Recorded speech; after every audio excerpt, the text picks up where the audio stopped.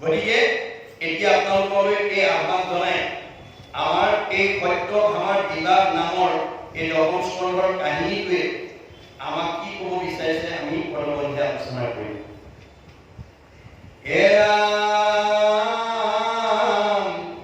অনন্তৰে প্ৰভাৱ হিৰণা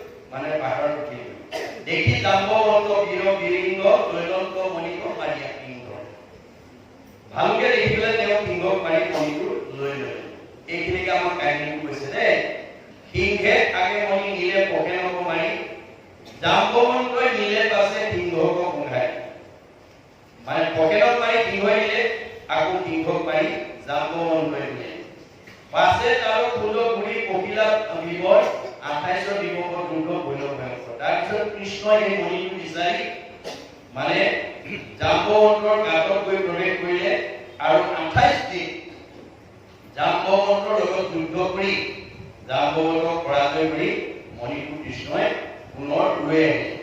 পাছে যুদ্ধ হাৰি গুলিলেগত দুটি বাঘ মণি সমে কন্যা বিবাহ দিব আমাক। তাৰপিছত ভগৱন্ত মানে জাম্বৱন্তই প্ৰাৰ্থনা জনাই তেওঁ অপৰাধৰ মাৰ্জনা বিচাৰি মণিটোৰ লগতে জাম্বৱতী কৃষ্ণলৈ বিয়া দিলে। এইটো এটা কাহিনী কৈ আছে দেই, কাহিনী আকাৰে মই কথাটো কৈ আছে। সৰ্বজনে আমাকো বুলিলা হেন কৰি মণি নিলে নাৰায়ণে পকে নকমাই। সকলো মানুহে কৈ আছে যে এই মণিটো আচলতে ভগৱানে পকেটত পানী লৈ গ'ল বুলি মানুহে এটা বিশ্বাস, জনবিশ্বাস এটা কৰিছে। কাৰণ যিহেতু মানে হেৰিয়াক বিচাৰিছিলে ভক্তৰাজৰ মণিটো কৃষ্ণই নিদিয়াৰ কাৰণে পকেটত অকলশৰে পাই এই মণিটো আচলতে কৃষ্ণই নিদিয়ে বুলি জনসমাজে মানে প্ৰকাশ কৰিছে।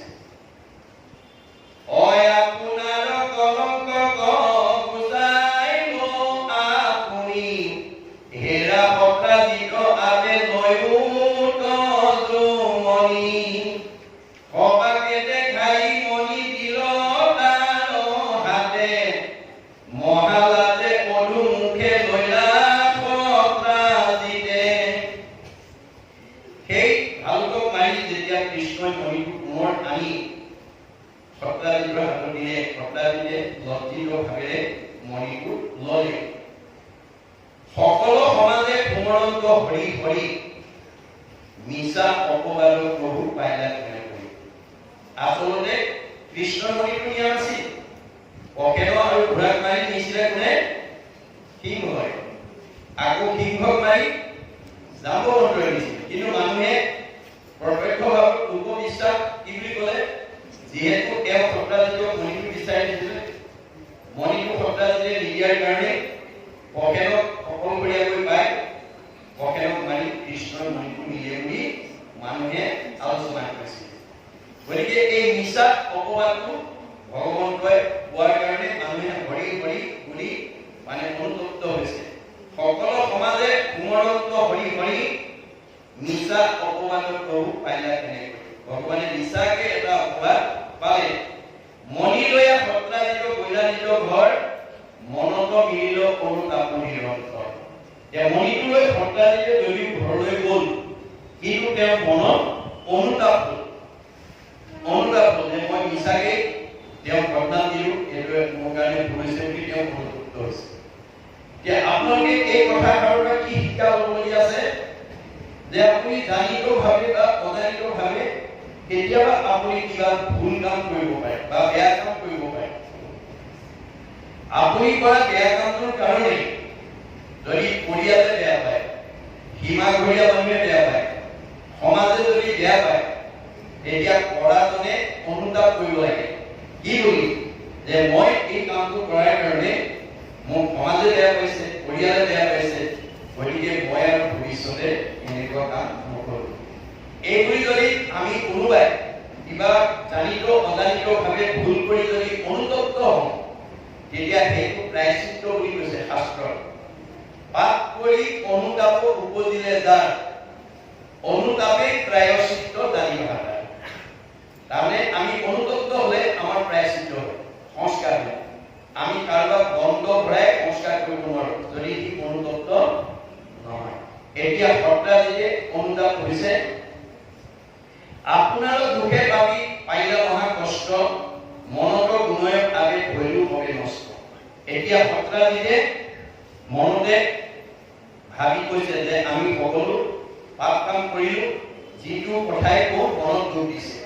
মনত ৰাখিব, আপোনালোকে বেয়া কাম কৰিলেই পাপ হয় দেই। বেয়া কামটো আপোনালোকে কাক উদ্দেশ্যি কৰিব? আমাৰ এতিয়া ভাগৱত নুশুনা মানুহে বহুত সাৱধানে কয়, মই আজি পোৱালিক একদম ঠিকছে কথা কৈ একদম মানে আঘাত দি দিছো। কেতিয়াবা ময়েও কয়, মই আজি সাধুক একদম ঠিকছে কৈ মনত আঘাত দি ভগৱানে কৈছে কাক আঘাত দিলা চবতে দেখোন মই আছো মোকে আঘাত দিলা মোকে অন্যায় কৰিবা মোকে ঠগিবা মোকে প্ৰচনা কৰিবা মোৰে কিমান দিবা মই আপোনাক ভালে ৰাখিম নহ'ব ভাগৱত শুনি এই বেয়াবিলাক এৰি ভাল ল'বলৈ শিকিবা ভাগৱত শুনিবলৈ কিয় আহিব লাগে বেয়া এৰি ভাল ল'ব লাগে বেয়া এৰি ভাল লোৱাকে বৈজ্ঞানিক দৃষ্টিভংগী গতিকে আমি ভাগৱতে আমাক কোনটো ভাল কোনটো বেয়া এই শিক্ষা দি আছে মনত ৰাখিব লাগে কিন্তু তাকে কাহিনী উপকাহিনী মাজেদি কৈ আছে এতিয়া সত্ৰাজিতে বিনা কাৰণতে কৃষ্ণ কলম কৰিলে কৃষ্ণে মণি নিয়ে বুলি নিৰ্জনবাই ঠাইত মাৰি লৈ গ'ল বুলি তেওঁক মানে বদনাম দিয়ে দিয়াৰ কাৰণে এতিয়া কথাত তেওঁ যেতিয়া প্ৰমাণ হ'ল যে আচলতে কৃষ্ণই মণি তেওঁ নিয়া নাছিল সিংহে মাৰি মণি নিছিল আৰু সিংহক মাৰি জাম্বৱন্ত দিছিল আৰু জাম্বৱন্তৰ পৰা এতিয়া কৃষ্ণই জাম্বৱন্তৰ পৰাজয় কৰি মোক আনি দিছে এই কথাটো তেওঁ বুজি পালে বুজি পোৱাৰ কাৰণে তেওঁ অনুতপ্ত হৈছে আৰু কৃষ্ণক কলংক দিয়াৰ কাৰণে কৃষ্ণই কোনো তাৰ কাৰণে হতাশ হোৱা নাই কিন্তু আমি এই দৰ্শনটো নাজানিলে আমাৰ সমাজত যদি কোনোবাই কাৰোবাক অকণমান কলংক দিয়ে বা সমালোচনা কৰে আমি কিন্তু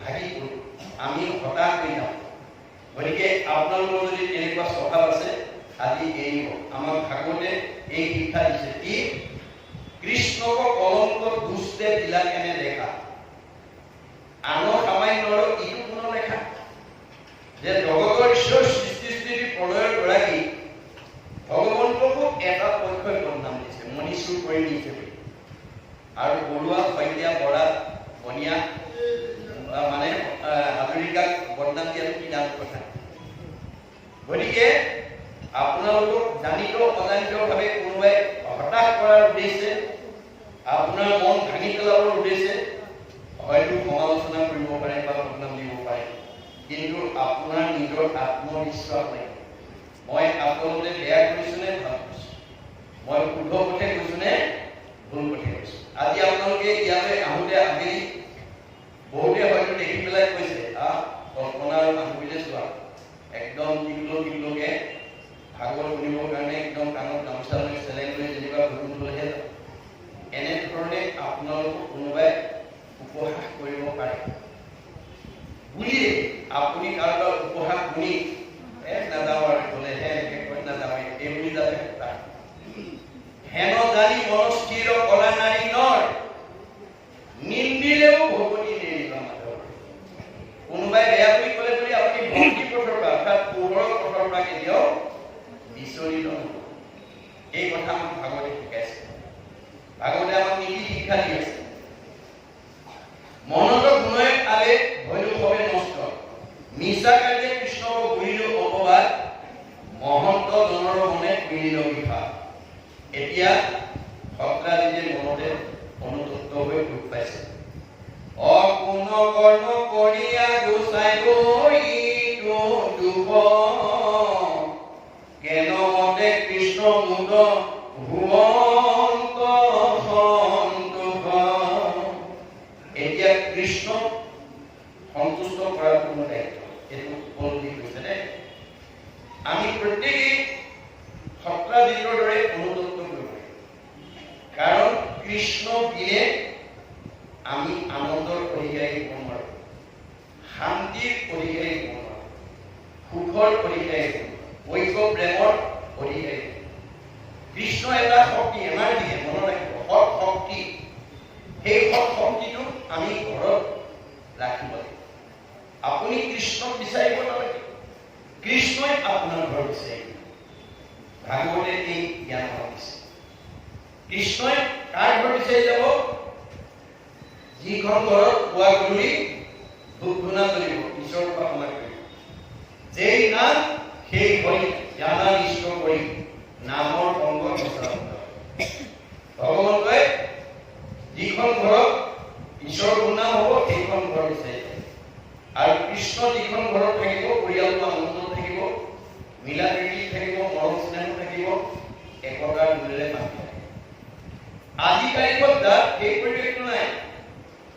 মানুহৰ জন্মলৈ আমি যদি পুৱা গধূলি ধূপ এটা জ্বলাই যদি ঈশ্বৰৰ উপাসনা ল'ৰা-ছোৱালীকেইটাক লগত লৈ কৰিব পৰা নাই, তেতিয়াহ'লে আমাৰ মানৱ জন্ম ধৰাৰ সাৰ্থকতা নাই। গতিকে ভগৱন্তৰ গুণনাম নোলোৱা ঘৰখনলৈ কোন আহিব? ভাগৱতৰ দ্বাদশ স্কন্ধত কৈছে, শ্ৰৱণ কীৰ্তন দ্বৈত কৃষ্ণৰ নকৰে, দৈতেকে ৰাক্ষসীগণে বিধি আছে। যিখন ঘৰত পুৱা গধূলি ধূপ ধূনা নজ্বলে ঈশ্বৰৰ উপাসনা নকৰে, সেইখন ঘৰলৈ অঘাপুৰ, ডকাপুৰ, কলমাপুৰ, পৰিস্ৰাপুৰ, পুতনা, ব্যমাপুৰ, তেনেকুৱাবোৰ চব অসুবিলাক আহি সোমাই যায়। কায়িকভাৱে নহয়, স্বভাৱগতভাৱে। আপোনালোকৰ বিজনী অঞ্চলত বাস কৰা এনেকুৱা বহু মানুহ আছে, কথা কবই নোৱাৰে, ইংলিছকে কওঁতে কথা কবই নোৱাৰে, লাঠিডাল উলিয়াই আহে, কথা কবই নোৱাৰে, ঠেহ লাগি 3 দিন মানলৈ চকু পানী উলিয়াই ভাত পানী নাখায়। এনেকুৱা স্বভাৱ যিখন ঘৰৰ পৰিয়ালৰ আছে, সেইখন অসুৰ থকা পৰিয়াল। অসুৰটো কি? গুণগত, স্বভাৱগত, আসুৰিক প্ৰবৃত্তিয়ে সেইখন ঘৰত প্ৰভাৱ পেলায়। সেইকাৰণে আপোনালোক মাক বাপেকেহে জানিব, আপুনি জন্ম দিয়া ল'ৰা-ছোৱালীকেইটা জন্মগতভাৱে ইনবৰ্ন কাৰ কি বেয়া গুণ আছে। বহুত ল'ৰা-ছোৱালী জন্মগতভাৱে কিছুমান দুষ্টালি, কিছুমান অসন্তোষিয়া, কিছুমান কলহপ্ৰিয়, কিছুমান মানে পঢ়া শুনাত মনোযোগ নাই, ইত্যাদি ইত্যাদি বেয়া স্বভাৱ বহুত ল'ৰা-ছোৱালী জন্মগতভাৱে লৈ আহে। সেই কথাটো ভাগৱতৰ দৰ্শন পঢ়ি মাক বাপেকে চাব লাগিব যে মোৰ ল'ৰাটো কোনকেইটা দিশত বেয়া স্বভাৱ আছে, অৰ্থাৎ আসুৰিক স্বভাৱ আছে। আসুৰিক স্বভাৱ সেইটোকে বাহিৰত অসুৰ সজাই দেখুৱাইছে। কৃষ্ণই সেইকাৰণে গকুলত বাল্যকালতে কেইবাটাও অসুৰ মাৰিছে। তাৰ ভিতৰত প্ৰথম অসুৰটো কাক মাৰিছে? পুতনা। পুতনা মানে আবিধানিক অৰ্থ দুৰ্গন্ধ, অজ্ঞানতা, আশা আকাংক্ষা, কামনা বাসনা। আমি মানুহৰ জন্মলৈ যদি অকল কামনা বাসনাতে আবদ্ধ হৈ যাওঁ, আমাৰ জীৱনৰ সাৰ্থকতা নাই। কাৰণ আমি কিহক লৈ কামনা বাসনা কৰিছো? মাধৱদেৱে কৈছে, হৰি কি কেৱলে সঁচা মাত্ৰ,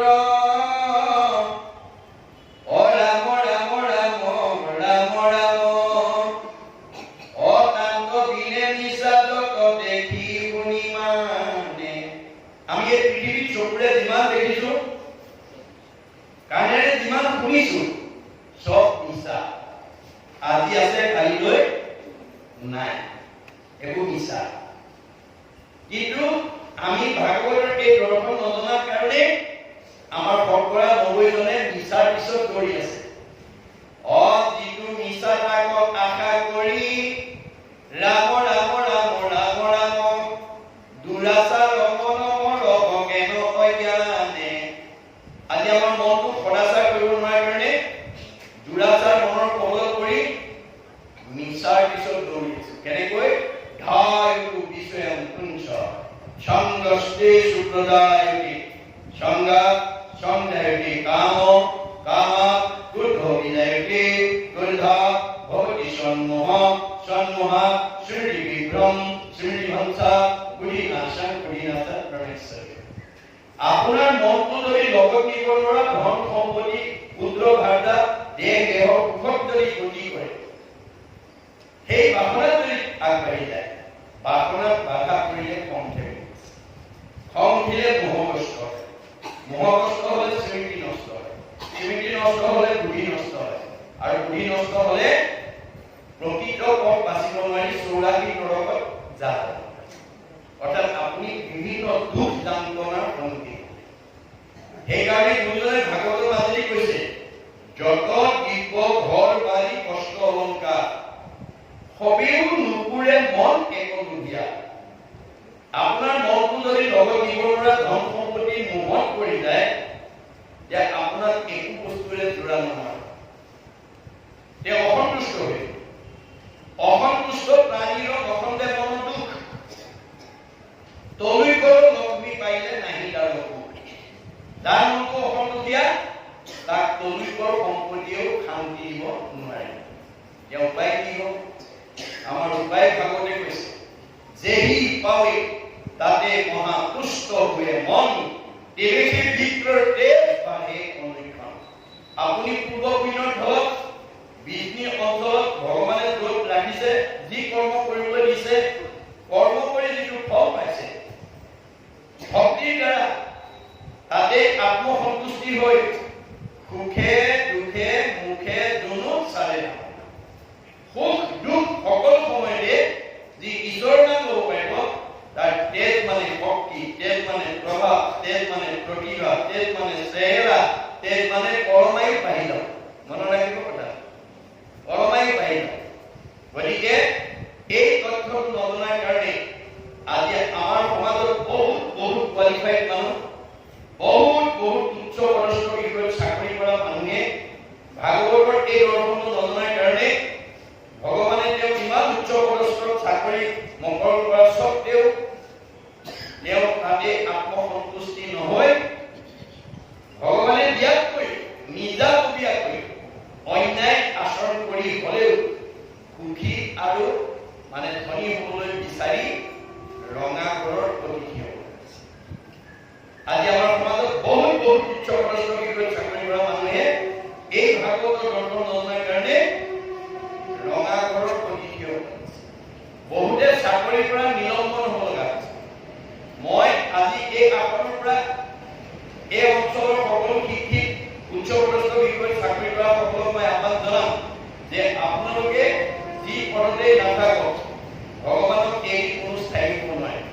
গতিকে ভাগৱত শুনি আমি যাতে এই স্বভাৱৰ পৰা নিজক মুক্ত কৰিব পাৰোঁ।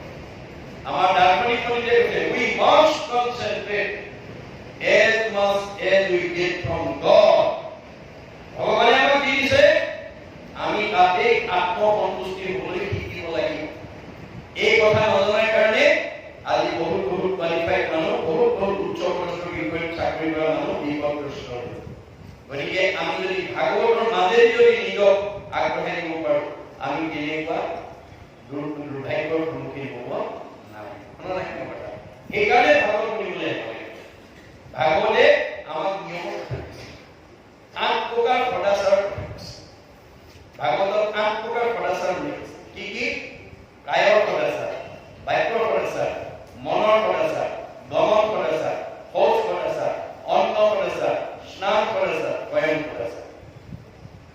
এই ৮ প্ৰকাৰ সদাচাৰ যদি আপুনি ভাগৱত শুনি বুজি বাস্তৱ জীৱনত প্ৰয়োগ কৰে, তেতিয়াহ'লে আপোনাৰ আয়ুস ভগৱানে দিয়াতকৈ বঢ়াব পাৰে। আমাক ভগৱানে কিমান দিছে আয়ুস? মনুষ্যৰ আয়ুসৰ কৰিব সংখ্যা। মানুহ মাত্ৰে চবকে ভগৱানে 1 বছৰ দিছে, কাকো কমাই দিয়ে।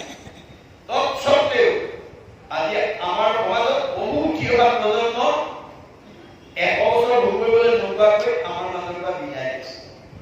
গণ্ডগোল ক'ত লাগিল? ৰহস্য ক'ত? সেই ৰহস্য ভেদ কৰিবৰ কাৰণে ভাগৱত শুনিবলৈ ৰহস্য জানে যিটো লোক সকলোতে কীৰ্তন কৰে মোক ধৰি গৃহব্ৰত কৰি যত্ন বিপৰীত। আমি বহুত যত্ন কৰি ভাগৱত শুনিব লাগে। এতিয়া আমি এই ৰহস্যবিলাক ভেদ কৰিব পাৰিম। অন্যথা আমি পুথিগত ডিগ্ৰী, পাৰ্থিৱ সম্পদে আমাক বিপদমুক্ত কৰি ৰাখিব নোৱাৰে, শৰীৰটো সুস্থ কৰি ৰাখিব নোৱাৰে, মনটো আনন্দ ৰাখিব নোৱাৰে। 10খন গাড়ী থাকিব পাৰে, 10টা পকা ঘৰ থাকিব পাৰে, বহুত মাটি সম্পত্তি থাকিব পাৰে, বহুত শিক্ষা বিদ্যা থাকিব পাৰে, কিন্তু আপোনাৰ মনটো সুখী নহ'বও পাৰে, আপোনাৰ পৰিয়ালটোৰ মাজত মিলা প্ৰীতি নাথাকিবও পাৰে, আপোনাৰ শৰীৰটো সুস্থ হৈ নাথাকিব।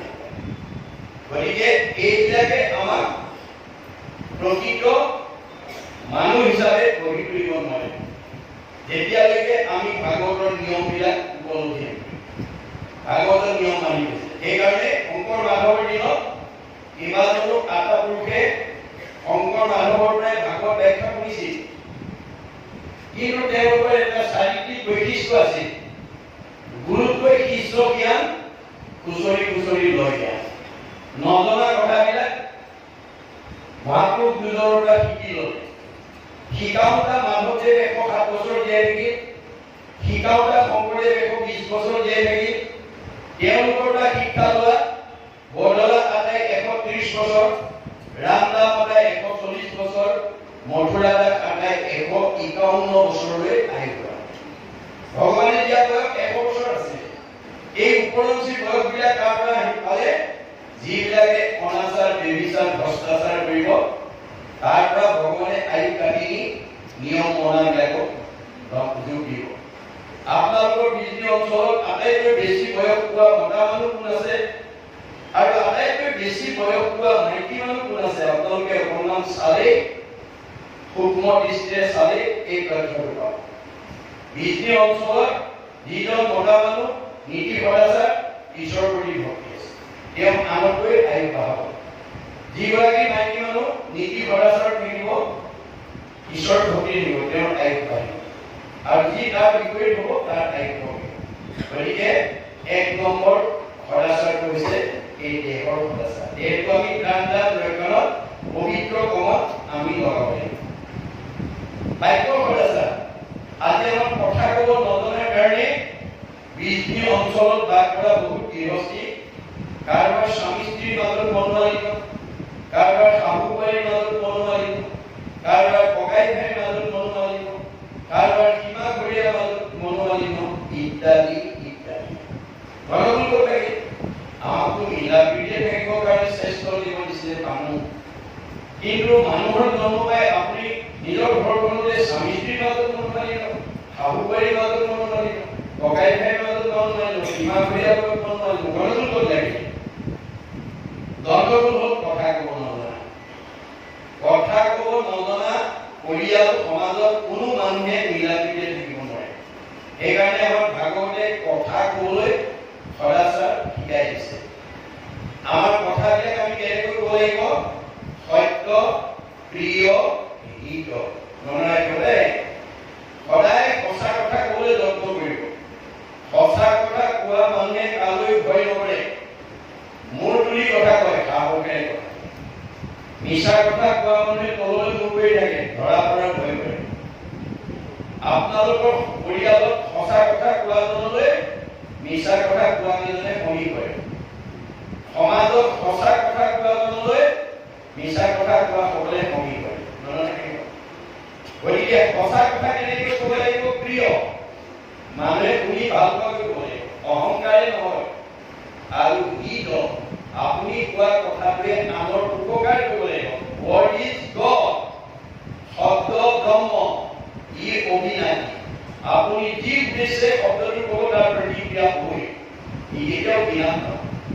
আপুনি কোৱা শব্দটোৱে, আপুনি কোৱা বাক্যটোৱে যাতে কাৰো মনত আঘাত আনিব নালাগিব। কাৰ মনত আঘাত আনিব? চবৰে হৃদয়তে মই আছো বুলি কৈছে ভগৱানে। আপুনি আচলতে কল্পনা মাধৱী যাদৱ মানুহক আঘাত দিয়া নাই। তেওঁ চৈতন্য কৰি ৰখা আত্মাটোক আঘাত দিছে। আত্মা ঈশ্বৰ। আমাৰ এই জ্ঞানটো নথকা মানুহে শাহুৱেকে বোৱাৰীকক আঘাত পোৱাকৈ কয়, বহুত বোৱাৰীয়ে শাহুৱেকক আঘাত পোৱাকৈ কয়, বহুত ভাৰ্যাই স্বামীক আঘাত পোৱাকৈ কয়, বহুত স্বামীয়ে ভাইকক আঘাত পোৱাকৈ কয়, ইত্যাদি ইত্যাদি। গণ্ডগোল লাগিলে ভাগৱতৰ দৰ্শন নাজানে। কাৰণ আমি নামধাৰী মানুহজনী বা মানুহগৰাকীক আঘাত দিয়া নাই, আমি আত্মাক দিছোঁ। আত্মা ঈশ্বৰ। ঈশ্বৰক আঘাত দি আন কোনো বাচি নাই। গতিকে আমাৰ শব্দই হিত উপকাৰ কৰে। যে উপকাৰ কৰিলে হ'ল উপকাৰ লাগিব, পুণ্য। তেতিয়া আপোনাৰ পুণ্য হ'ব। আৰু আঘাত দিলে পাপ হ'ব। পাপ এই কিৰণ। আপুনি কাৰোবাৰ শব্দৰ দুখ দিলে আপোনাৰ পাপ হ'ব। পাপ হ'লে আপোনাৰ ঘৰলৈ দুখ কৰি আহিব, আয়ু কাটি। আপুনি মানে আনন্দ বিচাৰিব নালাগে। আমাৰ ভাগৱতে কৈছে আনন্দহে আপোনাৰ ঘৰ বিচাৰি ফুৰিব। আপুনি দুখ বিচাৰিব নালাগে, দুখে আপোনাৰ ঘৰ বিচাৰি ফুৰিব। কেনেকৈ? কবিয়ে কৈছে, মা তুমি ৰাতিপুৱা শুইৰ পৰা গধূলা পোৱালৈকে তোমাৰ ঘৰলৈ অহা আলহী অতিথি, ভকত বৈষ্ণৱ, বন্ধু বান্ধৱক লগ পালে মোৰ নিৰ্মল কথা জানিলে কবা, নাজানিলে কাণ পাতি শুনিবা। মূৰ শুনিৰ মল কথা অহন্ত সুনন্দ। আপোনাৰ ঘৰলৈ অহা বন্ধু বান্ধৱ, আলহী অতিথি, ভকত বৈষ্ণৱৰ লগত যদি আপুনি কৃষ্ণৰ কথা পাতে আৰু শুনে তেতিয়াহ'লে পৰম আনন্দ আমি মন কৰি তেতিয়া সেইজনৰ মনলৈ আনন্দ নিজে আহিব, আপুনি মাতিব লাগে। কৃষ্ণৰ কথা কোৱা আৰু শুনা মানুহজনৰ ঘৰলৈ আনন্দ আহে। আৰু আপুনি যদি ৰাতিপুৱা ঘূৰিৰ পৰা গধূলা পোৱালৈকে আপোনাৰ ঘৰলৈ আলহী অতিথি ভকত বৈষ্ণৱ বন্ধু বান্ধৱক লগ পালে আপুনি যদি পৰচৰ্চা পৰনিন্দা পৰ সমালোচনা কয় যে আপুনি কোৱা আলোচনাটোৱে যে আনৰ অন্তৰত আঘাত দিয়ে যে আলোচনা কৰা পিছতো কি হ'ব? ভগৱানে কৈছে বেলে কৈছে পাপ আয়ো ফলপ্ৰিয়। আপোনাৰ আলোচনা আপোনাৰ কোৱা কথাটোৱে যদি আনৰ অন্তৰত আঘাত দিয়ে কোৱাজনৰ কি হ'ব? পাপ হ'ব। পাপ হোৱাৰ লগে লগে আপোনাৰ জীৱনলৈ দুখ বিপত্তি নামি আহিব আৰু আয়ু কাটি দিব দেই। এনেকুৱা স্বভাৱ যদি আছে আজি ইয়াতে এৰিব। পৰচৰ্চা পৰনিন্দা কৰা স্বভাৱ এৰি ঈশ্বৰৰ কথা কোৱা আৰু শুনাৰ কথালৈ আপুনি নিজক উত্তৰণ এইটো ভাগৱতে কৈছে। ভাগৱতে আমাক নিয়ম কথা কৈছে দেই। এতিয়া আমি দুটা গ'লো কায়ৰ পদাচাৰ বাক্য পদাচাৰ। ৩ নম্বৰ মনৰ পদাচাৰ দয়া প্ৰেম কৰোণা। এইটো আমাৰ ইজনৰ প্ৰতি ইজনৰ থাকিব লাগিব।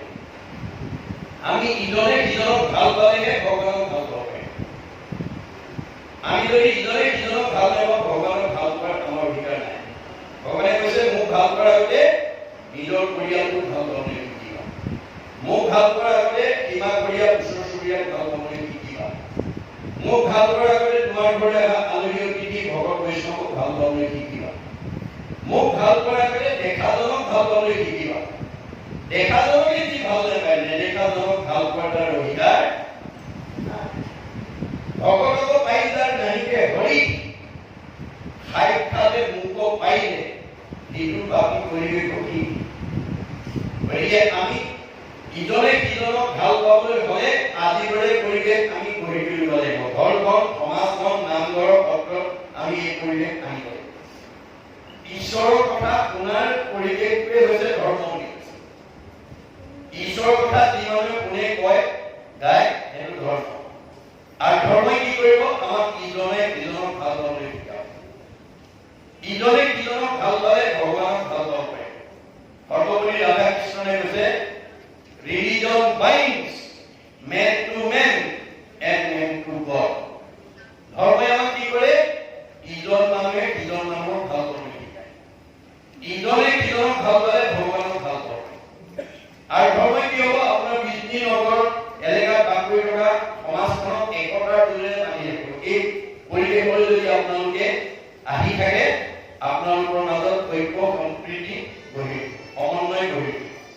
সৰ্বপল্লী ৰাধাকৃষ্ণনে কৈছে religion is that which binds society together. ধৰ্ম বস্তুটো সেইটোৱে যি সমাজখনক একতাৰ দৰে বান্ধি ৰাখে। But which divides society, breaks it up into parts, and makes people fight one another is অধৰ্ম। বিষ্ণুনগৰী ডাক্তৰ আছে, ইঞ্জিনিয়াৰ আছে, অফিচাৰ আছে, প্ৰবক্তা আছে, অভিবক্তা আছে, বহুত বহুত উচ্চপদস্থ বিষয়ত চাকৰি কৰা মানুহ আছে। ইজনক দেখিলে ইজনে যদি মুখখন ইফালে ঘূৰাই দিয়ে, ইজনৰ প্ৰতি যদি ইজনৰ সদ্ভাৱ নাই, সেইখন অধৰ্মী সমাজ। আপুনি বাহিৰৰ পৰা দেখিছে এঘৰ মানুহ ধনে ধানে টকাই পইচাই গাড়ী মটৰে পকা ঘৰে দুৱাৰে শিক্ষাই বিদ্যাই চাকৰিয়ে ব্যৱসায় নজল নজল। কিন্তু ভিতৰলৈ সোমাই গৈ দেখিলে স্বামী স্ত্ৰীৰ মাজত নহয়, শাহু বোৱাৰীৰ মাজত মাতবোল নাই, দেউৰীকে নবৌয়েকক নামাতে, নবৌয়েকে দেউৰীকক নামাতে, ককাই ভাইৰ প্ৰতি ইজনৰ প্ৰতি সিজনৰ সদ্ভাৱ নাই, তেতিয়া সেইখন ঘৰ অধৰ্মী হৈ যায়। এই প্ৰতিকূলকো আমি অনুকূল পৰিৱেশলৈ আনিব পাৰিম বুলি ভাগৱতে কৈছে। কেনেকৈ? এই নদীখন কোৱা হ'ব। কৃষ্ণ নাম কীৰ্তন নদী নাই যিথানত ভকতৰ সংগ দ্বৈত নাই ব্ৰহ্মাৰ ভুৱন ভৈৰেও অপবিত্ৰ পিতুৱাতি যোগ্যহে থাকিবে কথাই। গতিকে য'ত কৃষ্ণ নামৰ নদী নাই সেইখন ব্ৰহ্মাৰ ভুৱনলৈও তাত বসবাসৰ যোগ্যতা নাই। গতিকে আমাৰ ভাগৱতে কি কৈছে, আমি গৃহস্থী মানুহ হিচাপে, চাৰিমুখী জীৱৰ ভিতৰত সৰ্বশ্ৰেষ্ঠ উপাধিধাৰী মানুহ হিচাপে আমাৰ প্ৰত্যেকখন ঘৰত পাৰিলেতো সদায়, নোৱাৰিলে সপ্তাহত, নোৱাৰিলে পষেকত, নোৱাৰিলে মাহেকত, নোৱাৰিলে 3 মাহত, নোৱাৰিলে 6 মাহত, নোৱাৰিলে বছৰেকত এবাৰ হ'লেও শক্তি অনুসৰি কাৰোবাৰ অৱস্থা ভাল 1জন মাতিছে, কাৰোবাৰ অৱস্থা বেয়া 10জন মাতিছে। এতিয়া কাৰো ঘৰলৈ বৈকুণ্ঠপতি কৃষ্ণ আহি তোমালোকৰ পৰিয়ালটো আয়ুষ্মান হ'ব, ল'ৰা-ছোৱালী এটা পঢ়া শুনা ভাল হওক, ঘৰখন মংগল হওক বুলি বৈকুণ্ঠপতি কৃষ্ণই কাৰো ঘৰত আশীৰ্বাদ দিবলৈ নাহে। কোন আহিব?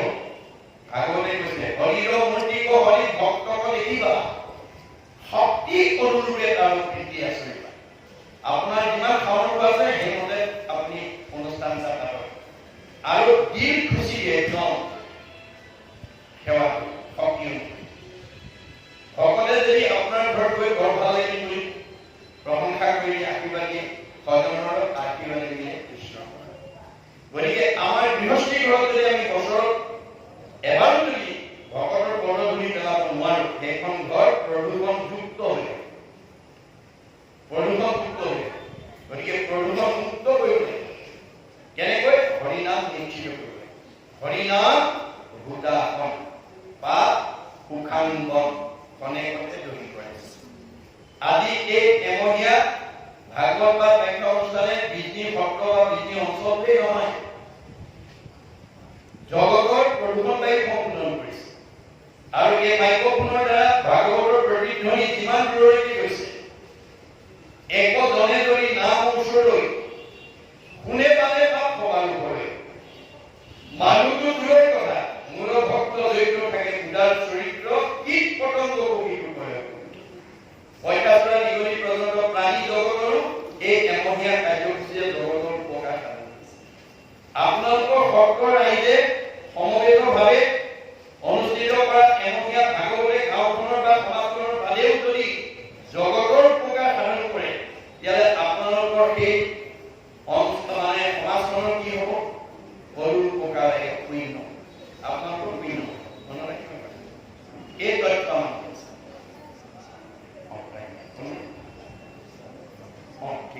গতিকে এই কথাখিনি আমি আজি ভাগৱতৰ পৰা বুটলি দিব লাগিব।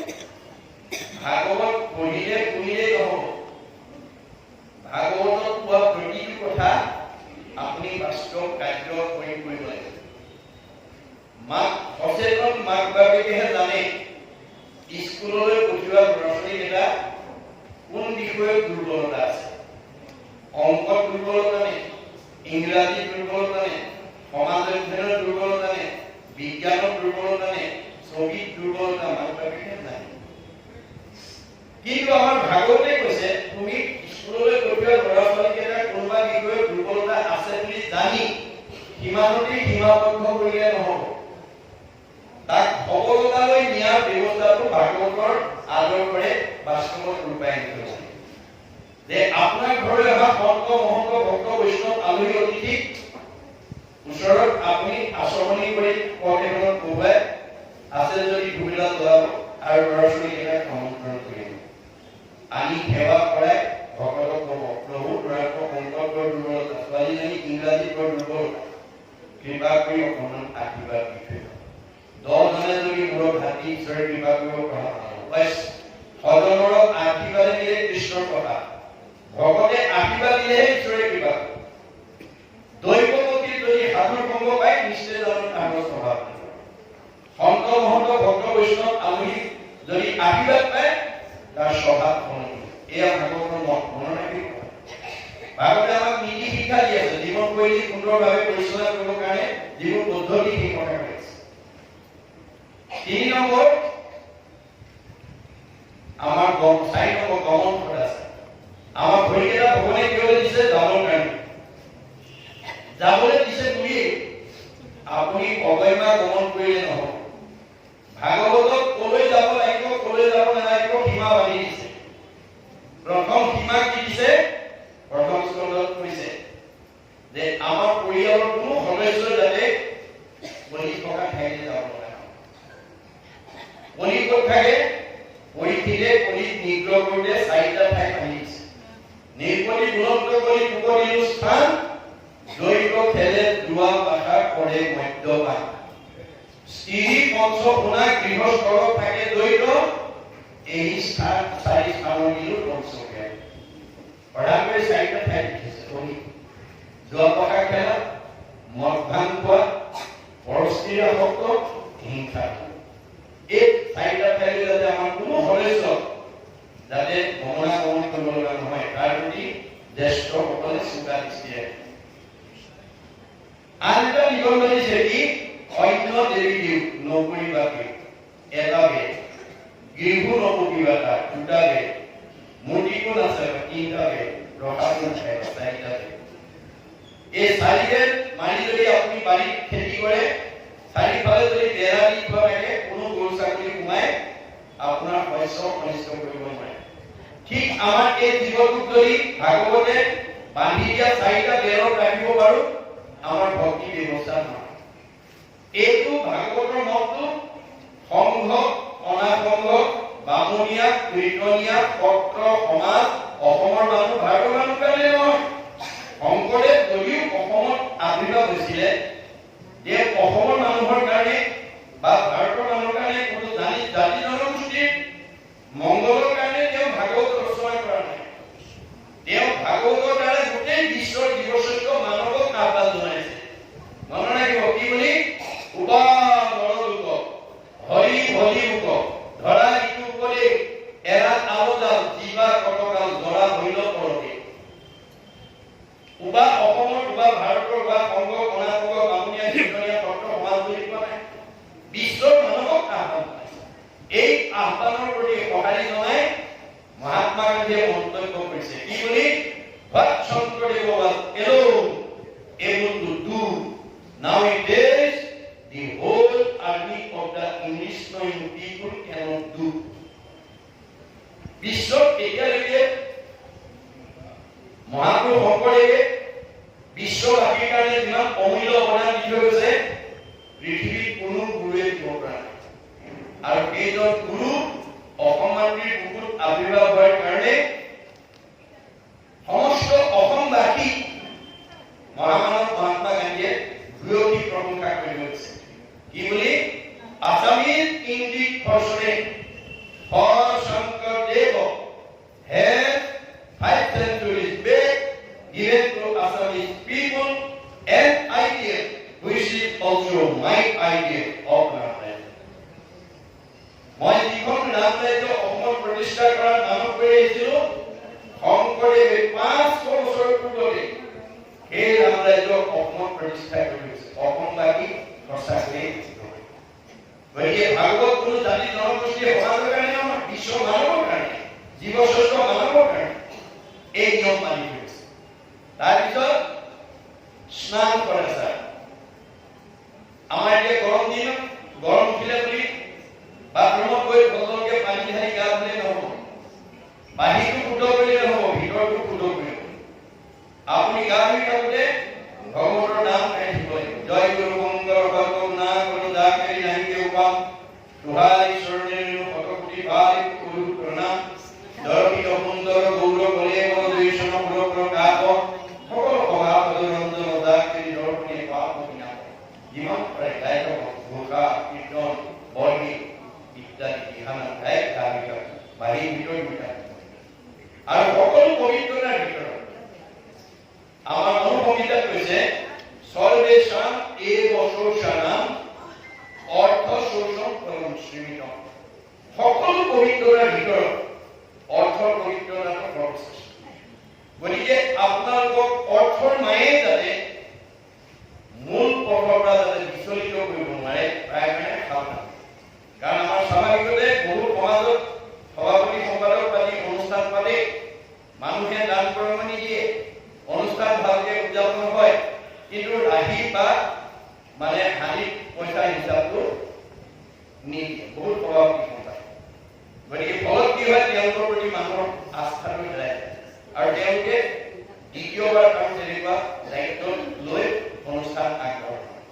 কিন্তু আমাৰ গুৰুজনাৰ দৰ্শন, বেদৰ দৰ্শন যে আমি কোনোবা এখন সমাজৰ এটা অনুষ্ঠানত যদি সেৱা কৰিবলৈ পাওঁ, service to man is service to God. সমাজ সেৱাই ঈশ্বৰৰ সেৱা। মই সভাপতি সম্পাদকৰ দৰে এটা গুৰু দায়িত্ব লৈ মই যাতে সমাজ সেৱাৰ জৰিয়তে সমাজখনক যাতে মই এই অনুষ্ঠানটো ভাগৱত বা বাক্য অনুষ্ঠান কেনেকৈ আগুৱাই নিম, যে 25 বছৰৰ টোপালী জয়ন্তী, 50 বছৰৰ সোণালী জয়ন্তী, 60 বছৰৰ হীৰক জয়ন্তী, 75 বছৰৰ মহাৰাজ জয়ন্তী, 100 বছৰৰ সৰ্ববাহিনী আগুৱাই নিম। এই পৰিকল্পনাৰে আমি পবিত্ৰতাৰ মাজেদি যদি অনুষ্ঠান আমি আগুৱাই যাব, ভগৱানে কৈছে অনুষ্ঠান মানে মই। সত্ৰখন এখন অনুষ্ঠান।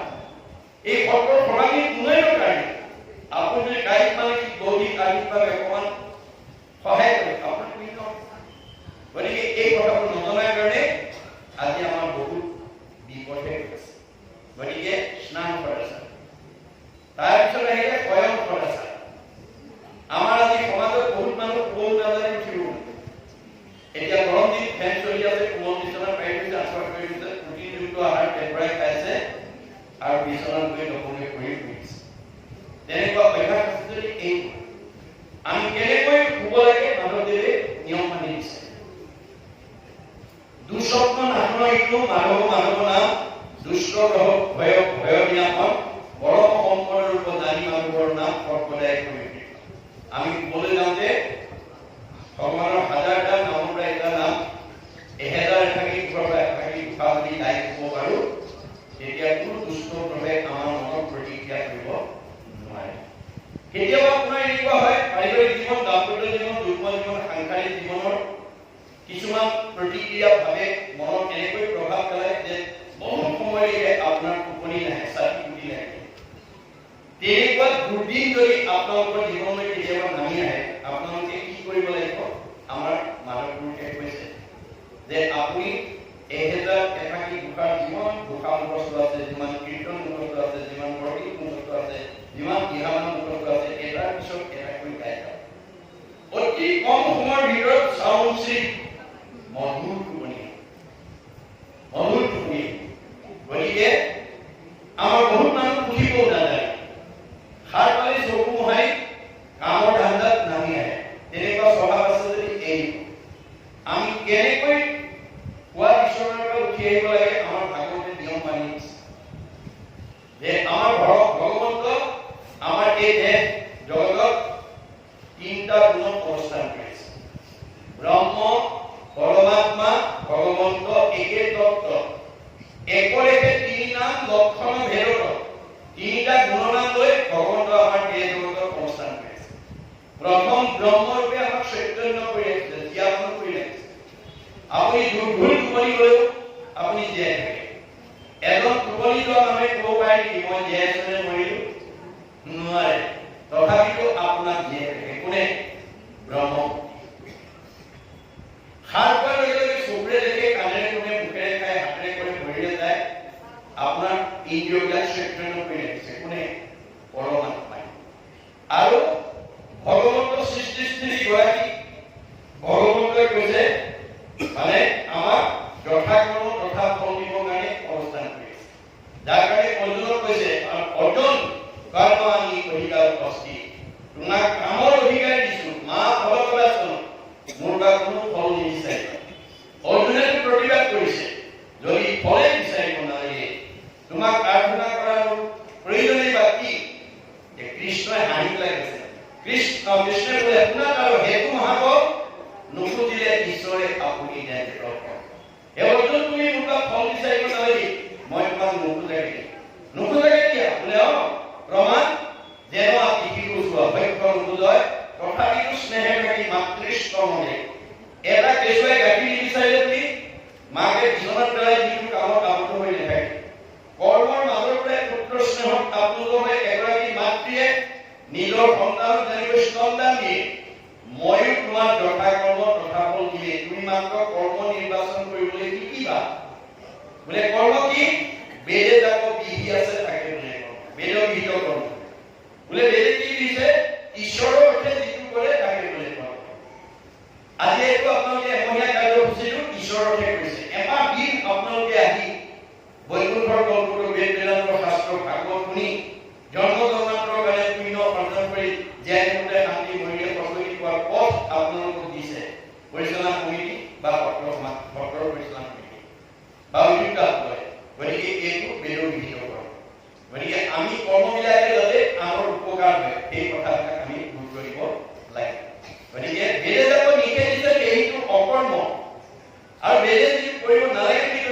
আমি কৰিব নালাগে। অকৰ্ম আচৰিলে মিলে বিকৰ্ম পাতে। আমাৰ বেলেগ কি হৈছে যত দেখা ভূত প্ৰাণী প্ৰবাহকে বিষ্ণু মানি হিংসাই কৰা মই সকলোতে আছো দেই পাৰিলে কাৰোবাক উপকাৰ কৰিব কাকো হিংসা নকৰিব। গতিকে এতিয়া আমাৰ এই কথা নাজানি আমাৰ হিংসা মানুহে বেছিকে কৰে। আমাৰ এতিয়া সমাজত এনেকুৱা বহুত মানুহ আছে আনৰ হোৱা দেখিব নোৱাৰে, আনৰ উন্নতি হোৱা দেখিব নোৱাৰে। তেনেকুৱা স্বভাৱ যদি কাৰোবাৰ আছে আজি ইয়াতে এইটোৱে নহয়। কাৰণ ভাগৱতৰ দশম স্কন্ধত ভগৱানে কৈছে অপৰম পদ দেখি মৰে যিটো চৈধ্য পুৰি তাৰ আশা কবে হুৱে নষ্ট তোমালোক মুখ ভলে একো আত নাই অবিচাৰ কবে তত কৰে কষ্ট। আপুনি যিমান কিলত মূৰে কষ্ট কৰি উপাৰ্জন নকৰক কিবা তেওঁক থকা হৃদয়খনত যদি হিংসা ভাৱ থাকে আপোনাৰ মনৰ বাঞ্ছা কোনোদিন পূৰণ নহয়। আপোনাৰ মনৰ বাঞ্ছা যেতিয়া পূৰণ নহব আপুনি খোলা হাঁহি মাৰিব নোৱাৰিব। খোলা হাঁহি মাৰিব নোৱাৰা মানুহৰ চেহেৰা ভাল নহয়, কমনীয়তা নাবাঢ়ে, ক্ৰমে বাইবেল চলোৱানে কৈছে very hot do it good like medicine A broken heart try the bone. যাৰ হৃদয়ত আনন্দ থাকিব মেডিচিনৰ দৰকাৰ, চেহেৰা ধুনীয়া কৰিব, কমনীয়তা বঢ়াব, খাই খুৱাব। আৰু যাৰ দুখ বেদনাই ভৰি থাকিব আৰু ঘিউ খাব আৰু এই ভাগৱত দৰ্শনৰ মাজেদি আমি যাতে উঠি অহা প্ৰজন্ম আৰু আমি নিজেই সংস্কাৰ হ'ব পাৰোঁ তাৰ প্ৰতি আৰু দুলামন থাকিলে মই অহাকালিলৈ আপোনালোকক সময় আহি পৰিছে, পৰৱৰ্তী কাৰ্যসূচী আছে। গতিকে মই আজি ইমানতে চাৰিদৰে সামৰিছোঁ। জয় ৰাম, জয় নাৰায়ণ, জয় কৃষ্ণ, জয় জগদ্গুৰু শ্ৰীমন্ত। হৰি